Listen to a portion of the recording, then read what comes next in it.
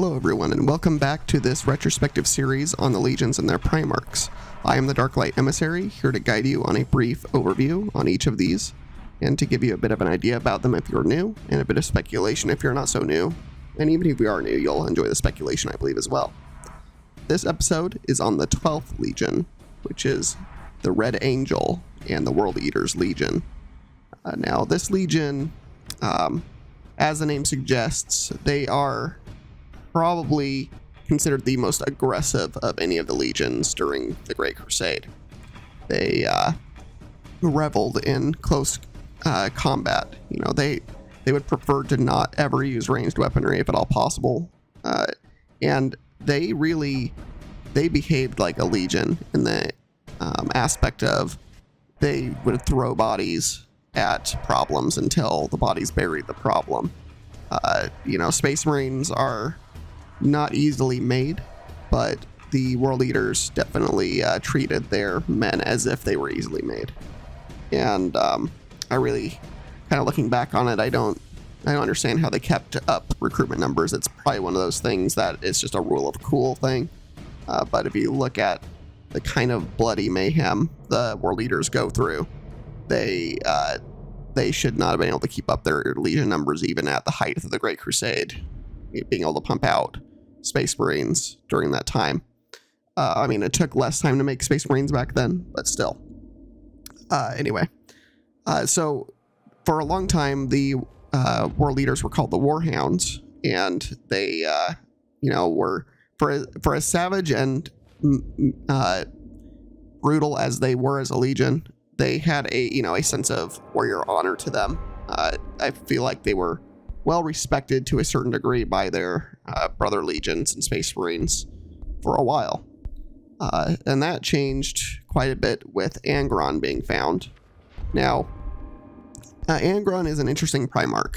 He's kind of boiled down to this angry, individual, but that didn't come until later. So he was found as a child by some slavers on the world of Nucaria, where he was crash landed on from being scattered as one of the Primarchs.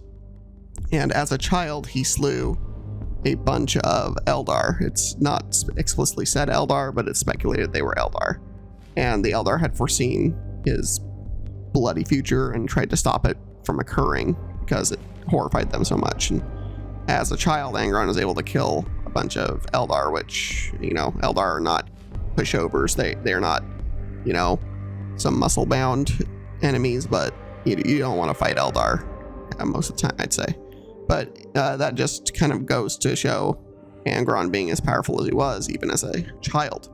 So these slavers took him and turned him into a gladiator. This world basically had Roman-type gladiator arenas, and Angron became one of the best gladiators.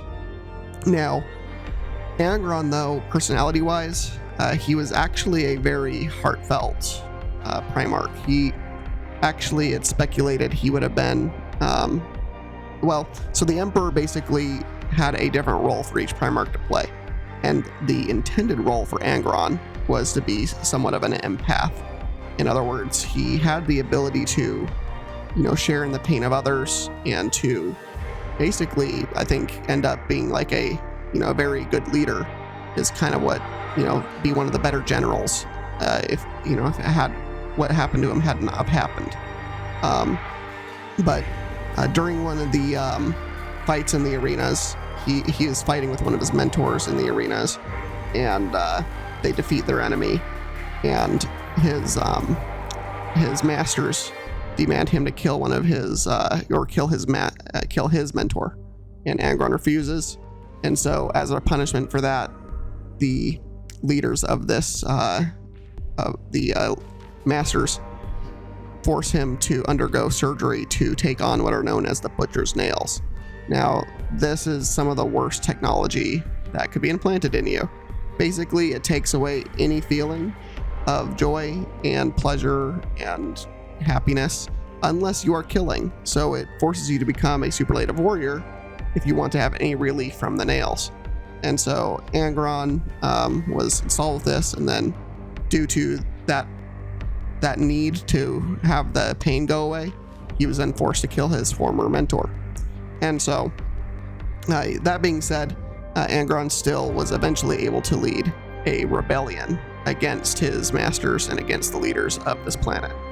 He led a gladiator slave rebellion against them, and it turns out the Emperor had found Angron months earlier and was watching these events and just seeing how well his son fought. And eventually, Angron and his gladiators were cut in half from around 2,000 to just 1,000 remaining, and they were surrounded by several large armies that were getting ready to, close the curtain on this against these rebels. And at that point, that's when the Emperor chooses to reveal himself. He comes down to the world and arrives in front of Angron and offers Angron his legion. He says, hey, join me, on the Great Crusade. And Angron refuses them outright. It's like, no, I'm going to die with my brothers and sisters. So he still had that empathetic core to him. And so the Emperor is disappointed and goes back to his ship.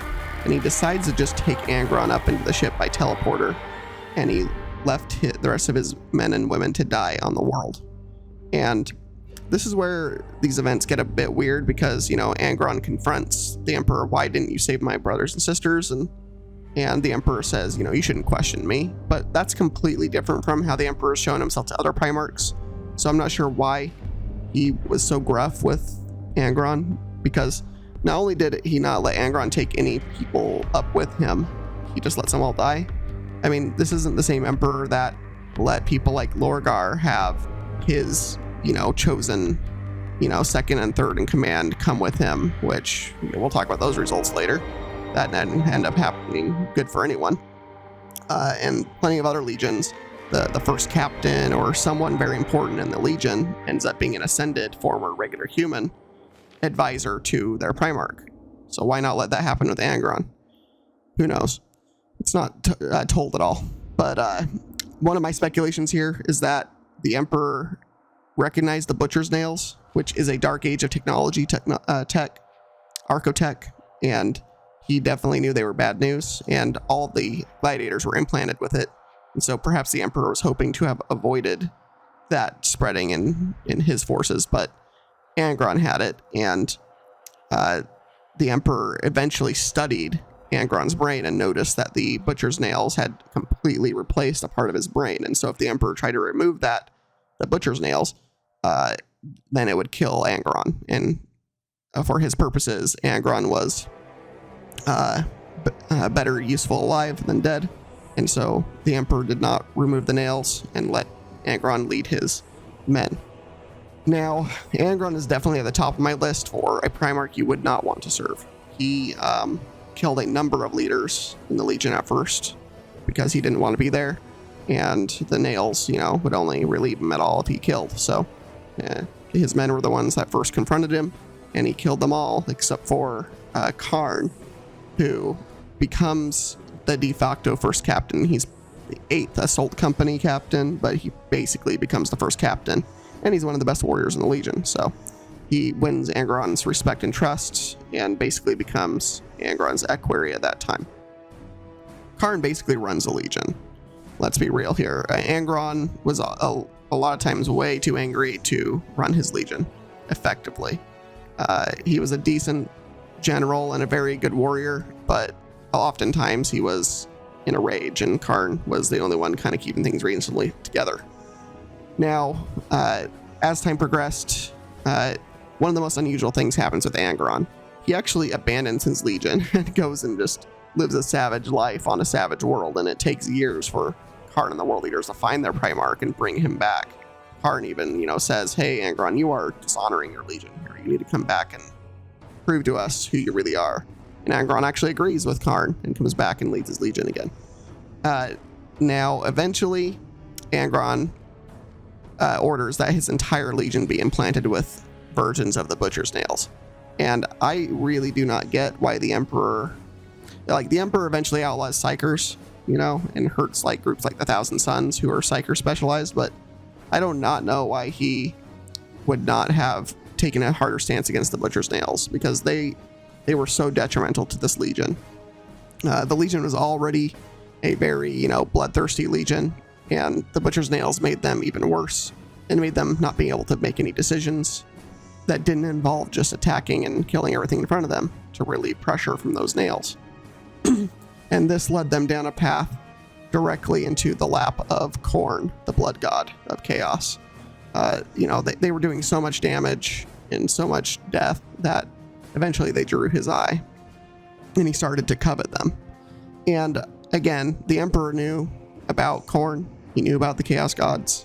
I do not know why he didn't think that the world leaders weren't going to end up this way. Maybe he thought he was going to complete things in time before that happened. I don't know. But it's not talked about. My speculation is that maybe he didn't know. Maybe the worst of it wasn't reported back to him effectively because, as we'll talk about the word bearers a little bit, the word bearers were able to hide their corruption for decades and decades. So maybe they were involved somehow in hiding how far the world leaders had gone. But they did eventually send the Space Wolves to come after the war leaders to bring them to heal. That didn't work. And then there was also another Primarch mentioned that was sent to them, but that didn't work either. So eventually, for some reason, they were just left the way they were to continue to rampage and take over places. And they were basically sent on campaigns of annihilation. If the world leaders were coming for your world, you were like so far removed from any diplomacy availability that they just sent the Eaters to bury you in tides of transhuman warriors. So, if you were, they had their uses. But eventually, of course, during the Great Crusade, Horus becomes corrupted by chaos and starts his Horus heresy, starts the betrayal, the treachery. And the world leaders are one of the original 4 to start that heresy. And before I go into that really quick, one other thing that's interesting is during this point where the 4 legions are turning against the Emperor, they cull all their loyalists on a world called Isstvan 3. And maybe I'll do a special thing on Isstvan 3 because it's one of my favorite bits. But basically, anyone considered loyal to the Emperor and these legions were sent down there to die, and that included some world leaders. But what's interesting to me is the world leaders already had this kind of thing happen on the world that the Space Wolves came to confront them on.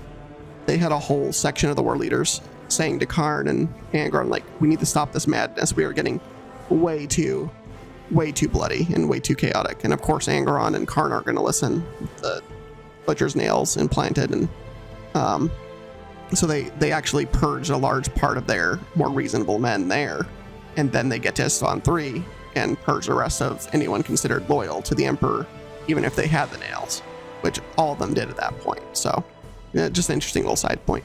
So Isstvan 3 happens, a bunch of a few thousand at most loyalist world leaders are purged by Angron and his followers.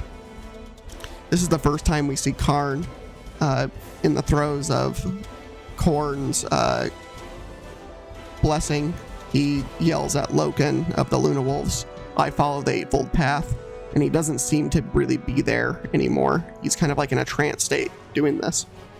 Because when Karn is first introduced, he is a very he's a very reasonable guy to talk to, honestly. Like, he's talking with a few of the Luna Wolves, and he's a very tough warrior, but he has a reasonability to him. That's why he led the Legion instead of Angron, really. And even with the nails, he was able to resist them for a long time. It just shows the caliber of warrior he was and what was lost with the nails and with their descent into madness and blood.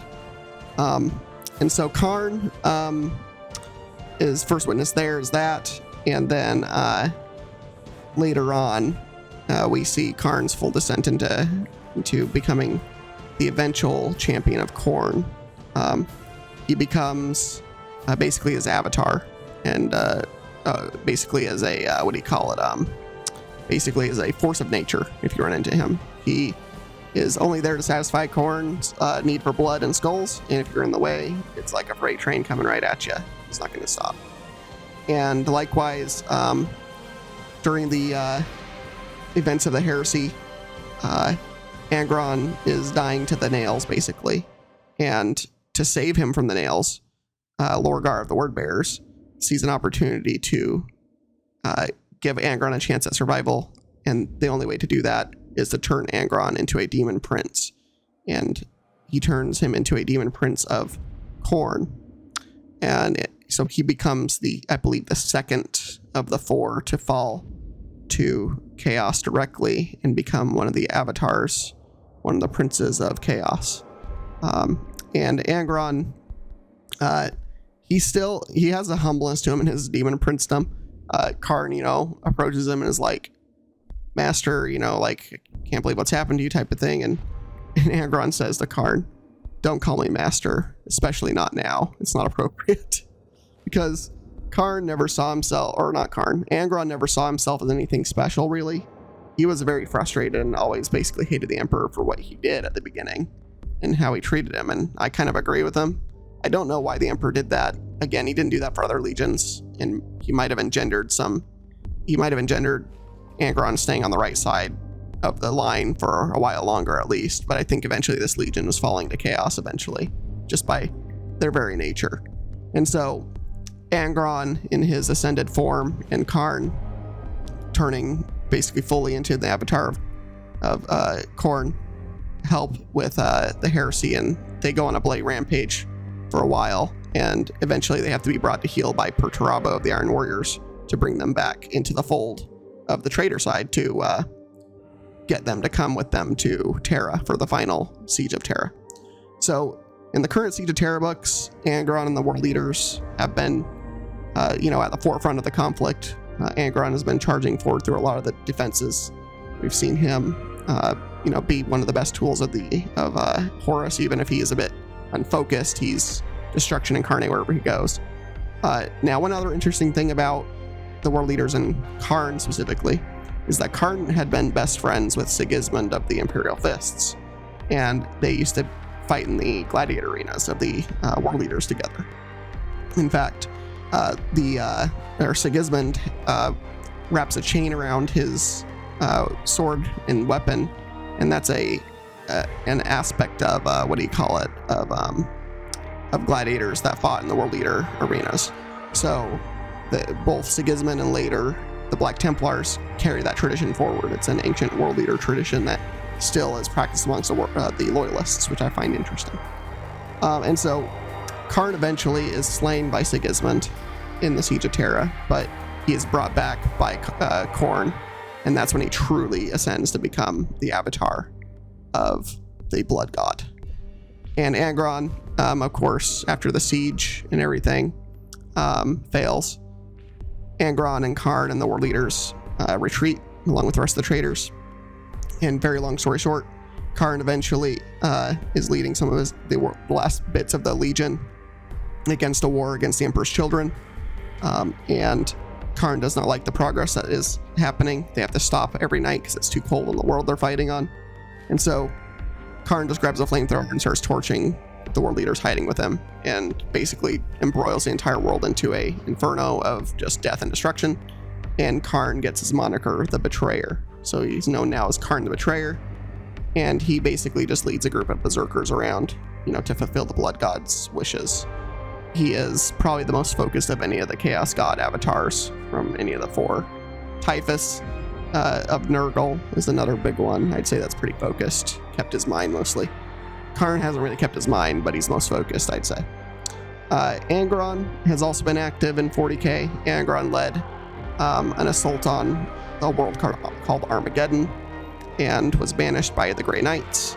And the World Leaders Legion itself, after the incident with Karn, broke up for good and hasn't really been a legion since.